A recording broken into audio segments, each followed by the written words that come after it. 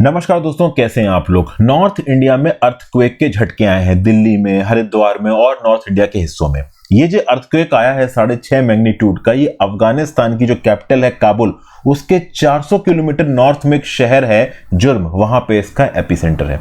तो इसकी ज्यादा तबाही नहीं हुई है क्योंकि इंडिया से काफी दूर था इसका एपिसेंटर। अब इस पर्टिकुलर अर्थक्वेक के बाद एक पर्टिकुलर आदमी पे बहुत ज्यादा फोकस आ रहा है, इसका नाम है फ्रैंक हुगर बीट्स।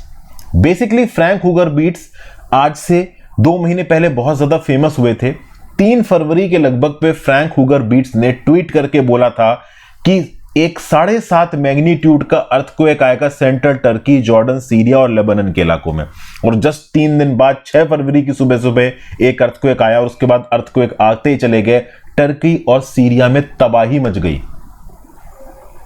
हालांकि इस लेवल की तबाही मचेगी ये बात फ्रैंक हुगर बीट्स नहीं प्रेडिक्ट कर पाए थे।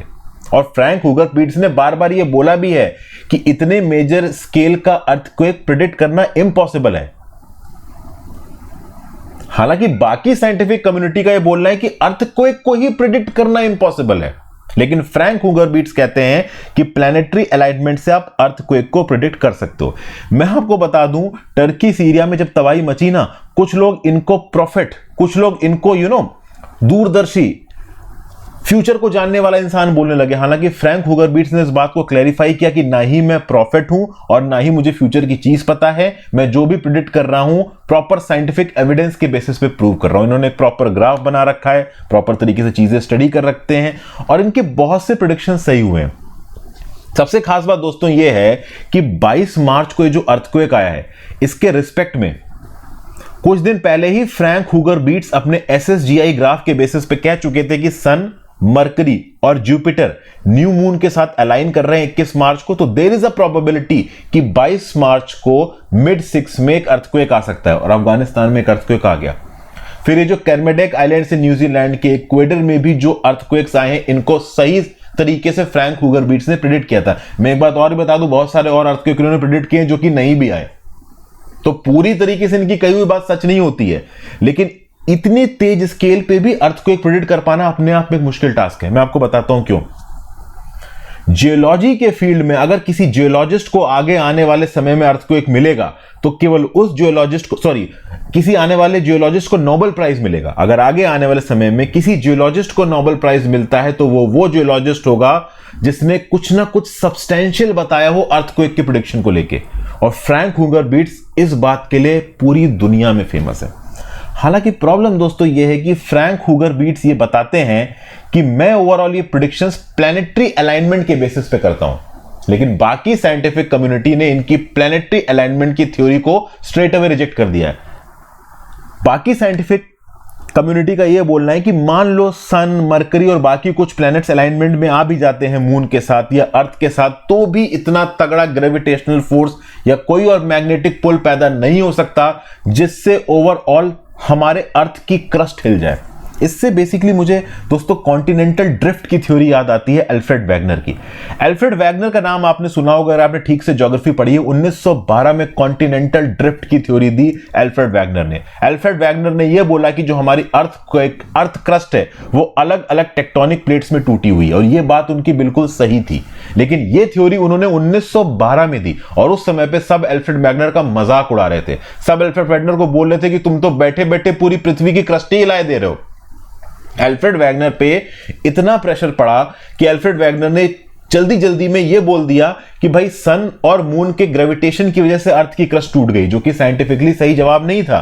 हमारी क्रस्ट के नीचे जो मैग्मा है उसकी एक्टिविटी की वजह से क्रस्ट टूटी हुई है। आज की डेट में सब जानते हैं कि कॉन्टिनेंटल ड्रिफ्ट की थ्योरी सही थी, लेकिन अल्फ्रेड वैगनर को मरना पड़ा ओवरऑल बिना साइंटिफिक प्रूफ की वजह से। और वर्ल्ड वॉर के समय पे जब जर्मनी की सबमरीन्स डीप वाटर में घूमी और उन्होंने अर्थ की और ओशन की सरफेस को मैप किया, तब पता चला कि सच में जो हमारी ओशनिक क्रस्ट है वो अंदर से टूटी हुई है और अलग अलग प्लेट्स हैं, जैसे Eurasian plate, African plate, Australian plate. तो बेसिकली अल्फ्रेड वैगनर उस समय पे जो बोल रहे थे वो सही था, उनके पास प्रूफ नहीं था। अब यहां पे फ्रैंक हुगर बीट बोल रहे हैं कि प्लैनेटरी अलाइनमेंट का डेफिनेटली कुछ तो लेना देना है अर्थक्वेक के साथ, क्योंकि जब भी कोई स्पेसिफिक प्लैनेटरी अलाइनमेंट होता है तो दुनिया में कहीं ना कहीं बड़ा अर्थक्वेक आता है। वो बड़ा अर्थक्वेक टर्की या सीरिया जितनी तबाही मचाएगा ये तो कोई प्रिडिक्ट नहीं कर सकता, बट हां अर्थक्वेक जरूर प्रिडिक्ट किए जा सकते हैं। हालांकि बाकी साइंटिफिक कम्युनिटी ये बोल रही है कि नहीं भाई, फ्रैंक हुगर बीट्स की थ्योरी में दम नहीं है, और चूंकि इनके पास साइंटिफिक एक्सप्लेनेशन नहीं। देखिए बहुत सिंपल बात है, प्लैनेटरी अलाइनमेंट में ग्रेविटेशनल या मैग्नेटिक कोई भी फोर्स एक्चुअली में अर्थ की क्रस्ट को हिला दे, इस बात को मान पाना देखिए ऑलमोस्ट इम्पॉसिबल है। मेरे और आपके जैसे लेमैन भी नहीं मान सकते। तो हो सकता है कि फ्रैंक हुगर बीट्स का लॉजिक सही हो कि प्लैनेटरी अलाइनमेंट से अर्थक्वेक पे फर्क आ रहा है, बट उसका साइंटिफिक बेसिस नहीं है उनके पास। हालांकि लॉजिक भी गलत हो सकता है, क्योंकि साइंटिफिक कम्युनिटी तो उनके प्लैनेटरी अलाइनमेंट के लॉजिक को स्ट्रेट अवे रिजेक्ट कर रही है, और उनके सारे प्रेडिक्शन सही भी नहीं हुए, कुछ प्रेडिक्शन सही हुए हैं। तो क्या सही है क्या गलत, only time can tell us. क्या आपको लगता है कि फ्रैंक हुगर बीट्स की इस प्लैनेटरी अलाइनमेंट की थ्योरी में कोई भी दम हो सकता है? क्या इसका कोई साइंटिफिक रीजन हो सकता है?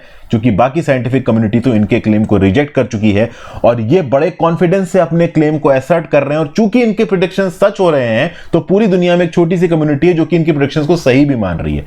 साइंटिफिक हो सकता है रीजन कुछ और हो।